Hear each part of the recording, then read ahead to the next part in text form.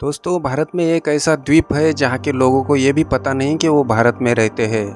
ना तो इन्हें गांधी जी के बारे में पता है और ना ही नेहरू जी के बारे में, और ना ही ये लोग मोदी जी को जानते हैं। इंटरनेट, मोबाइल, टीवी तो छोड़िए, ये लोग खेती करना भी नहीं जानते हैं। हाँ दोस्तों, आपने सही सुना। आज भले ही हम 21वीं सदी में जी रहे हो, लेकिन इस जगह के लोग आज भी 60,000 साल पुरानी लाइफ जी रहे हैं। यानी स्टोन एज वाली लाइफ में आज भी ये लोग जी रहे हैं। ये लोग ना तो पक्के घर बनाना जानते हैं और ना ही इन्हें मिट्टी से घर और बर्तन वगैरह बनाना आता है। अभी आप बोलोगे कि अगर इन्हें खेती करना भी नहीं आता है तो फिर ये पेट भरने के लिए क्या करते हैं? तो दोस्तों, ये लोग पेट भरने के लिए पेड़ पौधों के फल पत्ते खाते हैं, और तो और ये जानवरों और मछलियों की शिकार करते हैं। तो दोस्तों, आपको यकीन हो या ना हो, लेकिन ये सच है कि ये लोग भारत में ही रहते हैं। ये जिस जगह पे रहते हैं, ये बंगाल के महासागर में अंडमान निकोबार से करीब 36 किलोमीटर दूर आता है। ये अंडमान निकोबार द्वीपों की श्रृंखला का एक छोटा सा द्वीप है, जिसका टोटल क्षेत्रफल 60 स्क्वायर किलोमीटर है, और ये बहुत ही ज़्यादा घने जंगलों से कवर्ड है। इन लोगों की अपनी एक भाषा है जो कि दुनिया में किसी भी बाहरी इंसान को नहीं समझती, और ना ही इन्हें बाहरी दुनिया की कोई भी भाषा समझ में आती है। भारत सरकार के एक सर्वे में ये पता चला है कि इन लोगों की लोक संख्या 50 से लेकर 500 तक हो सकती है। इन लोगों के लिए बाहरी दुनिया के लोग यानी एलियंस जैसे ही है। इस कारण ये बाहरी लोगों को खुद के लिए एक खतरा मानते हैं। बस यही कारण है कि जब भी बाहरी लोगों ने इस आइलैंड पे जाने की कोशिश की, तब हर बार लोकल्स ने इन लोगों पे तीर कमान और भालों से हमला किया और इन्हें या तो भगा दिया या फिर बहुत ही बुरी तरह से मार दिया। 4 जनवरी 1991 में भारत सरकार द्वारा इन लोगों से कांटेक्ट करने की कोशिश की गई थी। उस टीम में मधुमाला चट्टोपाध्याय ये एक महिला भी थी। बताया जाता है कि सेंटिनलीज ने पहली बार किसी गैर सेंटिनली महिला को देखा था। हो सकता है यही कारण है कि उन्होंने इस टीम के साथ थोड़ी नरमाई से पेश आने का फैसला लिया हो। तो उस टीम ने सेंटिनलीज के लिए बहुत सारे नारियल, एक गुड़िया, एक सुअर, इन जैसे गिफ्ट्स भी दिए थे। इतना होकर भी एक सेंटिनेली ने उनके ऊपर अपने तीर कमान तान दिए थे, लेकिन एक महिला सेंटिनेली ने उस आदमी को ऐसे करने से मना कर दिया था। लेकिन बताया जाता है कि विजिट के आखिर में सेंटिनेलीज ने गिफ्ट में मिली गुड़िया और सुअर के टुकड़े करके जमीन में गाड़ दिया था।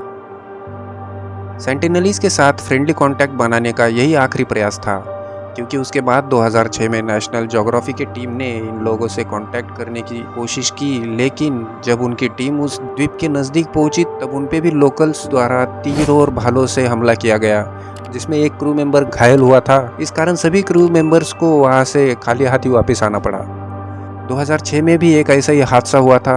उस हादसे में जब 2 मछुआरे नशे में धुत होकर इस द्वीप पे पहुंचे, तो उन्हें भी इन लोगों ने बहुत ही बेरहमी से मार दिया था।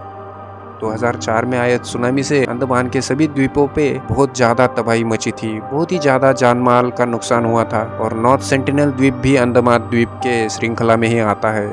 इस कारण भारत सरकार को इन सेंटिनलीज की चिंता हो रही थी। सुनामी में इन लोगों के साथ क्या हुआ है देखने के लिए जब भारतीय कोस्ट गार्ड का हेलीकॉप्टर उस द्वीप के ऊपर गया, तब उन्हें ये पता चला कि सेंटिनलीज लोग बड़े ही आश्चर्यकारक रूप से सही सलामत है। लेकिन आगे वो बताते हैं कि सेंटिनलीज ने उनके हेलीकॉप्टर पे अपने तीर और भालों से हमला किया था। और जैसे कि हमने बताया, ये बाहरी लोगों को एलियंस ही मानते हैं, तो हो सकता है कि हेलीकॉप्टर यानी उनके लिए एक बहुत ही बड़ा पंछी हो, जिससे डर के उन्होंने अपने हथियारों से उसका सामना करने की कोशिश की। तो 60,000 सालों से वहाँ के लोग बाहरी दुनिया से अछूते हैं। इस कारण उनकी इम्यूनिटी पावर बाहरी लोगों से बहुत ज़्यादा वीक है। यानी हमें होने वाली सर्दी जुकाम भी उन लोगों के लिए जानलेवा साबित हो सकती है। इन सभी कारणों से भारत सरकार ने उन लोगों को बाहरी दुनिया से अछूता रखने के लिए वहाँ पे जाने से रोक लगा दी है। यानी उस द्वीप पे अब कोई भी नहीं जा सकता।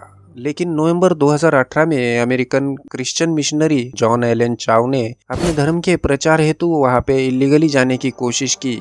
उसने अंडमान के एक मछुआरे को कुछ पैसे दिए। कुछ पैसों के कारण वो मछुआरा भी मान गया और अपनी बोट में नॉर्थ सेंटिनल द्वीप पे वो चाओ को लेकर गया, लेकिन मछुआरे ने अपनी बोट को द्वीप से थोड़ा दूर ही रखा और चाओ को छोटी नाव में बैठ के अकेले ही उस द्वीप पे जाना पड़ा। पहले प्रयास में तो उसे लोकलाइट्स ने तीर और भाले मारकर किनारे से ही भगा दिया। उसे मजबूरन वापस बोट पे आना पड़ा, लेकिन उसने उसी दिन दूसरा प्रयास किया और द्वीप के दूसरे एक छोर पे अपनी छोटी नाव के साथ गया। वहाँ पे भी सेंटिनेलीज ने उस पे तीर और भालों से हमला किया, जिसमें एक तीर चाओ ने हाथ में पकड़ी बाइबल में भी घुस गया था। उस हमले में सेंटिनेलीज ने चाओ की छोटी नाव भी हत्या ली थी। जैसे तैसे वो अपनी जान बचाकर बोट तक वापस आने में सफल रहा और उसने अपनी डायरी में अपना एक्सपीरियंस लिखते हुए कहा था कि हे ईश्वर, मुझे माफ करना, क्योंकि मुझ पे सौंपा गया धर्म प्रचार और प्रसार का काम यहाँ पे नहीं कर सकता। लेकिन कुछ समय बाद उसने फिर से वहाँ पे जाने की कोशिश की, लेकिन उस प्रयास के बाद वो वापस नहीं आ पाया। भारत सरकार ने उसे वापस लाने के लिए एक रेस्क्यू टीम भेजी थी, लेकिन उन्हें दूर से ही देखने पे पता चला कि सेंटिनेलीज ने एक बॉडी को समुद्र के किनारे पे मारकर लटका दिया है। उसके कपड़ों से ये कंफर्म हो गया कि ये जॉन एलन ही था जिसे सेंटिनेलीज ने मार दिया था। तो दोस्तों, आपको क्या लगता है कि इन सेंटिनेलीज को अछूता ही रखना चाहिए या फिर उन्हें भी दुनिया के साथ जोड़ देना चाहिए? कमेंट सेक्शन में अपनी राय जरूर दें। रुको जरा, सब्र करो।